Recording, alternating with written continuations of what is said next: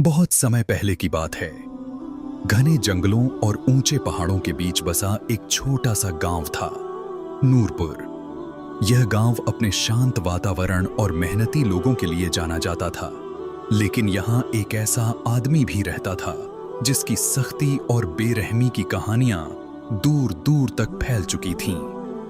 उसका नाम रहमान था। रहमान का परिवार बहुत बड़ा नहीं था। उसकी मां वृद्धा और बीमार थी और पिता कुछ साल पहले दुनिया छोड़ चुके थे।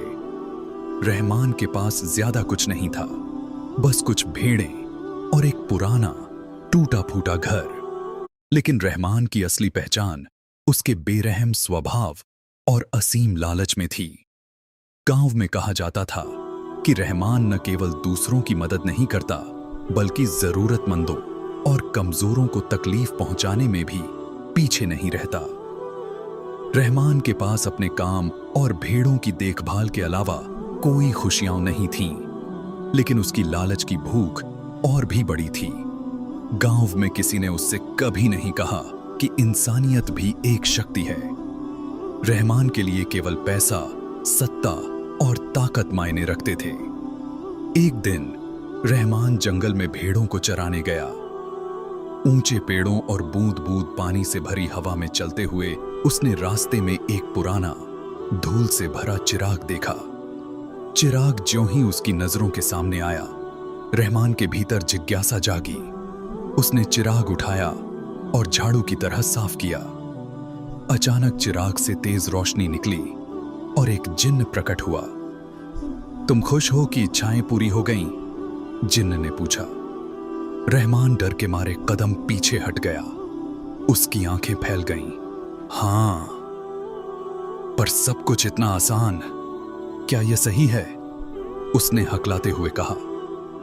जिन्न ने गंभीरता से समझाया, शक्ति केवल पाने की नहीं होती, शक्ति के साथ जिम्मेदारी आती है।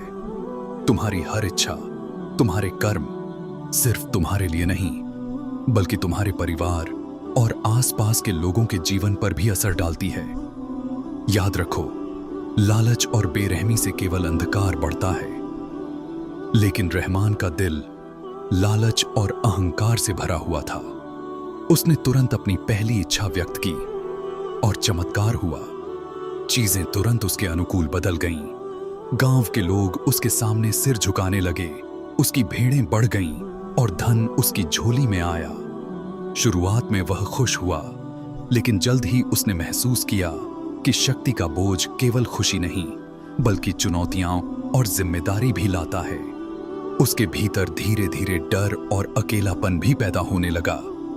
वह समझ गया कि उसका हर कदम, उसके कर्म अंधेरे की ओर उसे खींच रहे थे। गांव में एक दिन रहमान का सामना हुआ बाबा करीम से। बाबा करीम गांव के बुजुर्ग, शांत और बुद्धिमान फकीर थे। उनका चेहरा अनुभव और समय की गहराई लिए हुए था। उन्होंने रहमान को सावधानी से देखा और कहा, ऊपर वाला सब देखता है, अभी भी वक्त है, अपने दिल को नरम कर लो। लालच और बेरहमी का रास्ता अंततः खुद को नष्ट करता है। रहमान ने अहंकार से इनकार किया। उसने सोचा, बूढ़े की बातें केवल समय बर्बाद करने के लिए हैं। मैं अपनी शक्ति से सब कुछ हासिल कर सकता हूं। लेकिन जीवन ने उसे कठोर सबक सिखाया। उसका बेटा अजहर गंभीर रूप से बीमार हो गया। डॉक्टरों की दवा और गांव की मदद के बावजूद बच्चा ठीक नहीं हो रहा था। रहमान ने पहली बार महसूस किया कि उसके पास शक्ति होने के बावजूद कुछ चीजें उसके नियंत्रण में नहीं थीं। बाबा करीम ने अजहर के लिए दुआ की और धीरे धीरे बच्चा स्वस्थ हो गया। रहमान के भीतर कुछ टूट गया। उसने महसूस किया कि असली ताकत केवल दूसरों को डराने और नियंत्रित करने में नहीं है। रहमान ने पहली बार अपनी गलती मान ली और बाबा से माफी मांगी। धीरे धीरे उसने बदलाव शुरू किया। वह अब गरीबों की मदद करने लगा, जानवरों के साथ नरमी बरतने लगा और अपने लालच को नियंत्रित करने की कोशिश करने लगा। गांव में लोग उसके बदलते स्वभाव को देखकर चकित थे, लेकिन असली परीक्षा अब भी बाकी थी। शहर का बड़ा व्यापारी जफर खान नूरपुर पर कब्जा करना चाहता था। उसके पास सैनिक थे और गांव में भय का माहौल फैल गया। रहमान ने महसूस किया कि अब उसे न केवल अपने लिए बल्कि पूरे गांव के लिए खड़ा होना होगा। रहमान ने गांव वालों को इकट्ठा किया। उन्होंने लड़ाई की तैयारी तलवारों से नहीं बल्कि बुद्धि, एकता और साहस से की। उन्होंने झाड़ियों में गड्ढे खोदे, रस्सियों और लकड़ी के डंडों का जाल बिछाया। जब जफर के सैनिक गांव में घुसे तो उनका सामना गांव वालों की समझदारी और रणनीति से हुआ। रहमान ने देखा कि असली ताकत हिंसा या धन में नहीं है। असली ताकत नियत, साहस और एकजुटता में है। अंत में जफर खान हार गया और पीछे हट गया। गांव में विजय का जश्न मनाया गया, लेकिन बाबा करीम ने रहमान को याद दिलाया कि असली परीक्षा अभी बाकी है। समय बीतता गया। नूरपुर के लोग धीरे धीरे बदलाव की राह पर चलने लगे। रहमान बूढ़ा हो चुका था, लेकिन उसके भीतर अब इंसानियत और समझदारी की गहराई थी। उसने बच्चों के लिए पाठशाला बनाई, जहां सिर्फ किताबें नहीं बल्कि जीवन की सीख भी पढ़ाई जाती थी। वह बच्चों से कहता, असली ताकत तलवार या पैसे में नहीं, इंसानियत और सही नीयत में होती है। जो दूसरों का हक खाता है वह अंततः खुद के साथ हार जाता है, और जो दूसरों की मदद करता है वही असली अमीर है। एक दिन रहस्यमयी अजनबी गांव में आया। वह हमेशा समय समय पर दिखाई देता था और अब रहमान के सामने अंतिम बार प्रकट हुआ। उसने बताया कि वह असल में हर इंसान के भीतर मौजूद उसकी आत्मा, उसका कॉन्शियंस और उसके सीखने का प्रतीक है। हर परीक्षा, हर तूफान जो रहमान ने देखा वह उसकी अपनी समझ और आत्मा की शक्ति थी।